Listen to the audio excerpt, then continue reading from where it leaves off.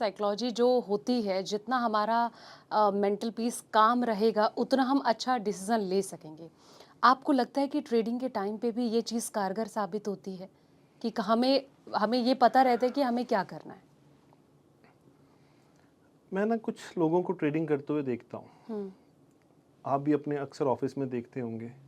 आपकी मीटिंग के टाइम जो लोग ट्रेडिंग कर रहे होते हैं, हुँ, वो मीटिंग चल रही होती है, बॉस समझा रहा होता है, वो बार बार मोबाइल लैपटॉप देख रहे होते हैं कि फंड क्या रिटर्न दे रहा है, अरे ये ऊपर जा रहा है नीचे जा रहा है। बॉस कह रहा है कि आपने अचीव किया कुछ।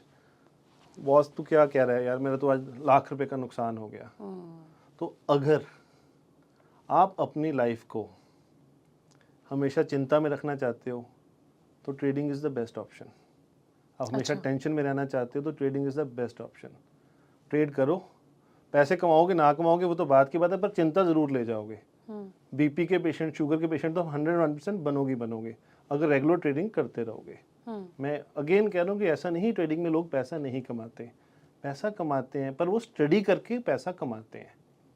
टिप्स के ऊपर वो कभी भी पैसा नहीं कमाते। बट अगर आप लॉन्ग टर्म की तरफ देखेंगे, अपनी फैमिली के साथ एंजॉय कर पाएंगे, लॉन्ग टर्म इन्वेस्टमेंट करो, फैमिली को भी टाइम दे पाओगे, जो आजकल सबसे ज़्यादा हम अपनी फैमिली को टाइम नहीं दे पाते वो भी दे देंगे, हुँ, और रिटर्न्स तो आएंगे ही आएंगे, और शांति से आप अपना जीवन व्यतीत करेंगे। हुँ, मेरे एक इन्वेस्टर थे, उनकी वाइफ को और उनके बच्चों को मैं इन्वेस्टमेंट प्लान समझा के आया। हुँ। अच्छा, उनकी वाइफ ने कहा, भैया अच्छा है, आपके कारण ना ये थोड़ी सी सेविंग करने लग जाएंगे। मैं भी बड़ा खुश हुआ।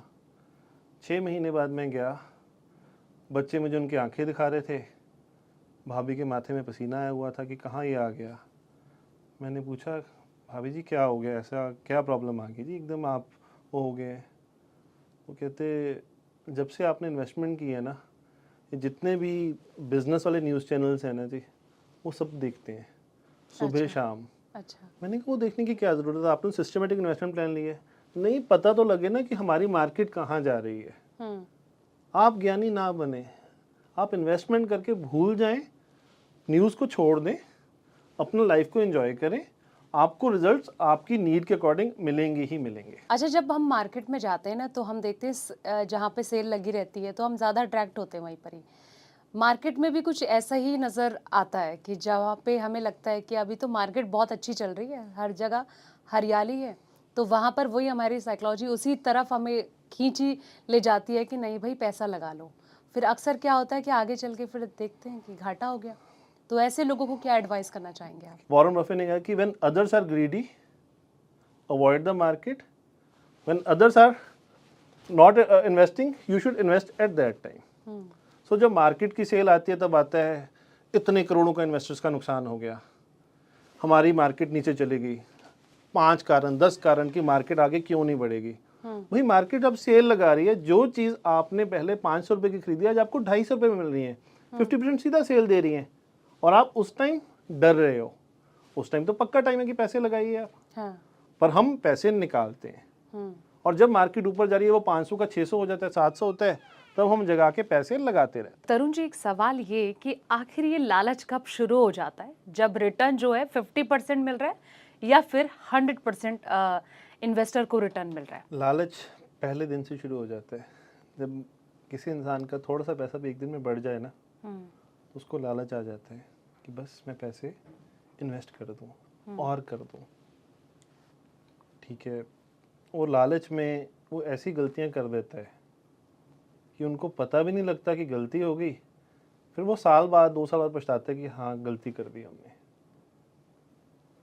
सो रादर देन, एक ह्यूमन साइकोलॉजी की जैसी बात हो रही है, मैं एक आपसे सवाल करता हूँ। हुँ, आपके पास 2 शेयर हैं, ए और बी, दोनों आपने 100 के लिए। हुँ, ए वाला शेयर 100 वाला 200 में हो गया, बी वाला 100 वाला 50 का हो गया। हुँ, अब साल बाद आपको पैसे की ज़रूरत है, तो आप कौन सा शेयर बेचोगे? ए, डेफिनेटली जी, ए शेयर बेचेंगे जो 100 का 200 हुआ। हुँ, जो आपका कमाने वाला बेटा है उसको आप बेच रहे हो, हुँ, जो निकम्मा है जो आगे जाके बढ़े ना बढ़े उसको आप अपने पास रख रहे हो। हुँ, उल्टा होना ये चाहिए कि मैं बी वाला बेच दूं हुँ, और ए में पैसे और इन्वेस्ट कर दूं, उसके बढ़ने के चांसेस और हैं, मैं थोड़ी सी स्टडी करूं। जो एक साल में 50% नीचे चला गया उसके तो बढ़ने के चांसेस वैसे ही थोड़े से कम हो गए। हर इन्वेस्टर बी वाला ही बेचता है, ए वाला बेचता है, पर हमें उल्टा बी वाला बेचना चाहिए। अब रिटर्न की कोई लिमिट नहीं है कि 50%, 100%, 200%, 300%, कुछ भी रिटर्न कभी भी आ सकती है। नेगेटिव भी हो सकता है, ये नहीं है कि हाँ रिटर्न ही आएगी, नेगेटिव भी हो सकता है। पर हमें ये अपना एक प्लान बना के गोल बेस्ड प्लानिंग करनी चाहिए कि जब हमारा जो एक गोल के लिए हमने पैसे सेव किए थे वो निकले, तब हम पैसे को, प्रॉफिट को बुक कर लें। पूरा ना करें, कुछ प्रॉफिट को बुक कर लें ताकि हमारा गोल उस टाइम हो जाए। अगर मार्केट कुछ उल्टी हो गई तो हमारी रिटर्न जाए ना।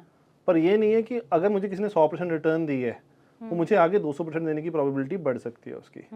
स्टडी, और अगेन अगर आप नहीं पढ़ सकते, आप नहीं टाइम निकाल सकते अपने बिजी शेड्यूल से, तो किसी ना किसी एक्सपर्ट को, किसी एडवाइज़र को डेफिनेटली हायर करें। लेकिन कई बार ऐसा होता है ना कि जो बहुत मांझे हुए इन्वेस्टर भी होते हैं, जिनको बहुत नॉलेज भी होते हैं, लेकिन कभी कभी गलती तो वहाँ भी हो जाती है। क्योंकि अगर मैं कोविड, जब आपने शुरू में बताया था कि कोविड का जो दौर था, उस वक्त बहुत गहरा जख्म इन्वेस्टर को लगा था, बहुत खतरनाक तरीके से मार्केट टूटी थी, बहुत गहरा सदमा लगा था उस टाइम पे। लेकिन उसके बाद जो कंडीशन हुई थी, कहीं ना कहीं वो समझ कितनी ज़्यादा इम्पॉर्टेंट हो जाती है। कहते हैं ना कि लाइफ में जब ठोकर लगती है तब इंसान संभलता है। तो ऐसी कंडीशन में आप क्या कहना चाहेंगे? मंझा हुआ खिलाड़ी तो कोई भी नहीं है जी मार्केट में, मुझे तो आज तक कोई भी नहीं मिला। वॉरेन बफे खुद नहीं कहता कि मैं मंझा हूँ, राकेश झुंझुनवाला जी नहीं कहते थे। हमारे आज के नए युग के कई म्यूचुअल फंड्स के बहुत अच्छे CFOs हैं, बहुत अच्छे CEOs हैं, जिनको लोग, जिनकी ओपिनियन लेते हैं, हर न्यूज़ चैनल में आते हैं और बहुत लॉजिकल पॉइंट्स बोलते हैं। एक्सपर्ट वो भी नहीं कहते अपने आप को, वो भी कहते हैं कि हम कहीं ना कहीं हमसे गलती हो ही जाती है। अब फिर से कोविड के टाइम पे अगर हम उसको देखें, अगर आप सेबी का डाटा लें, फिर से सेबी की डाटा ही, मैं नहीं कह रहा, सेबी कह रहा है कि इतने डीमैट अकाउंट खोले, हमें लोग मिले जो पैसे कमाने वाले दिखते हैं, पर गंवाने वाले तो कभी हमें दिखे ही नहीं। और कई लोग ऐसे भी मिले हैं मुझे ना, जिन्होंने पैसा गंवाया है पर अपने आप को इज्जत रखने के लिए कि मुझे लोग मेरा मजाक ना उड़ाएं, वो भी कहते हैं कि हमने पैसे को कमाया है, पर अंदर में कहते हैं आज के बाद मैं मार्केट में कभी पैसा नहीं लगाऊंगा। तो अगेन ओवर कॉन्फिडेंस फिर से आपको नुकसान कराएगा ही कराएगा। बिल्कुल, वहाँ पे तो लॉसेस के चांसेस ज़्यादा हो जाते हैं।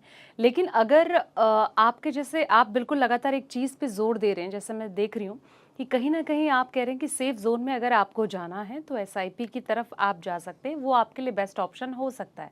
लेकिन अगर कोई न्यू इन्वेस्टर है तो उसको आप क्या एडवाइस करेंगे, और जिसको नॉलेज भी है तो फिर उसके लिए आप क्या टर्म्स कंडीशन रखेंगे कि क्या उनके लिए बेस्ट हो सकता है? मैंने स्टार्टिंग में ही कहा था, बैक टू बेसिक्स। तो बैक टू बेसिक्स में अगर आपने 101% प्रॉफिट अर्न करना ही है तो सिस्टमेटिक इन्वेस्टमेंट प्लान, उसके अलावा और कोई ऑप्शन अच्छी नहीं है जिसमें आपको 101% रिटर्न आए। जब एक बार आप सिस्टमेटिक इन्वेस्टमेंट प्लान से आपको मार्केट में एंट्रेंस मिलती है, आपको फंड्स की लेटर्स आती हैं, उनकी मेल्स आती हैं, आप उनको पढ़ेंगे, आप नॉलेज भी गेन कर लेंगे। आप देख सकते हैं कि फंड वाले ने किन शेयर्स में पैसा लगाया है, तो शायद आप उनमें इन्वेस्ट कर सकते हैं। बट उसमें भी एक डिस्क्लेमर है कि वो इन्वेस्टमेंट का तो दिखा देते हैं, पर कब एग्जिट मारते हैं हमें पता भी नहीं लगता।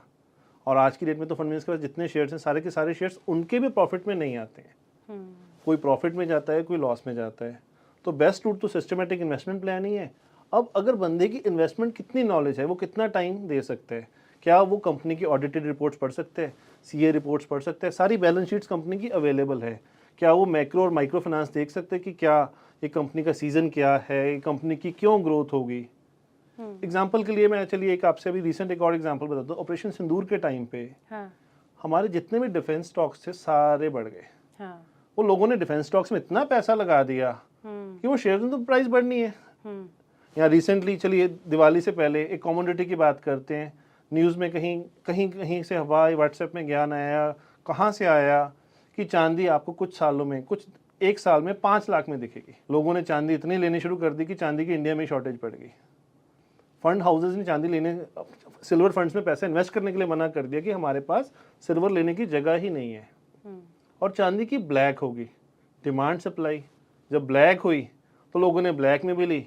आज जिन्होंने वहाँ पे 2 लाख के हिसाब से चांदी ली थी, आज चांदी का क्या रेट है। हाँ। हमेशा रिजल्ट्स इन्वेस्टमेंट करने से पहले हमेशा आप टाइम लीजिए, सोचिए और जल्दी में कोई डिसीजन ना लें, थोड़ा सा टाइम लें, एक दिन का वक्त ले लें, आपको इन्वेस्टमेंट के रिजल्ट्स मिलेंगे ही मिलेंगे।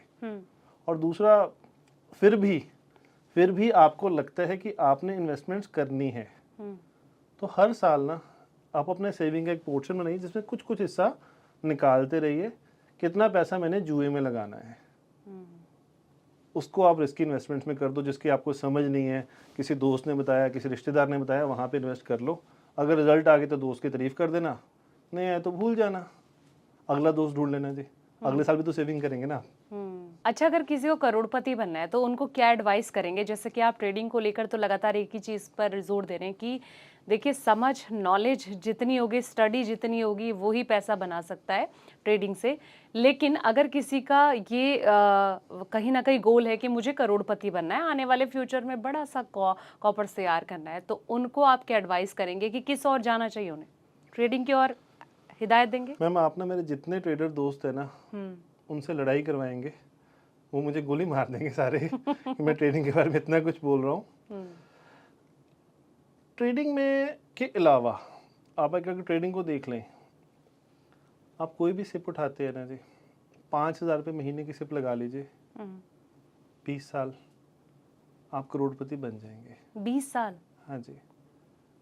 देखिए, जो आज हम 30-40 साल के हो गए हैं, जो हमने पिछले 40 साल में 1 करोड़पति नहीं हुए, तो 20 साल और इंतज़ार तो करना ही पड़ेगा ना। आज हमारी इनकम ज़्यादा है तो हम सिर्फ को ज़्यादा भी लगा सकते हैं तो करोड़पति जल्दी भी बन सकते हैं। हर वेबसाइट में, गूगल में भी सिप कैलकुलेटर्स इतने आ चुके हैं। आप अपनी देखिए कि कितनी जल्दी आपने करोड़पति बनना है, उसको गूगल में फीड करिए सिप कैलकुलेटर को, उसमें आप डालिए इतने अमाउंट में लगा सकता हूँ, इतने रिटर्न मेरी एक्सपेक्टेशन है, तो आपको बता देगा, आपका गूगल ही बता देगा कि कब आप कितनी देर में करोड़पति बन सकते हैं। अगर गूगल से आपको प्रॉपर हेल्प नहीं चाहिए, क्योंकि मैं एक चीज़ मानता हूँ, कहीं ना कहीं एक ह्यूमन टच बहुत ज़रूरी है। आपने करोड़पति क्यों बनना है, अरबपति क्यों नहीं बनना? आपको करोड़ की ज़रूरत नहीं, आप करोड़ का क्या करोगे? ये हम सारी चीज़ें भूल जाते हैं। एक किसी एडवाइज़र को हायर करें, वो आपको डेफिनेटली लॉन्ग टर्म में करोड़पति बना ही देगा। पर अगर वो आपको कहे कि मैं आपको 1-2 साल में करोड़पति बना दूंगा, तो अगर आपके करोड़ हैं तो आपको करोड़पति बना देगा, पर हज़ारों से करोड़ बनने के लिए टाइम लगता ही लगता है। और उसके लिए best tool systematic investment plan.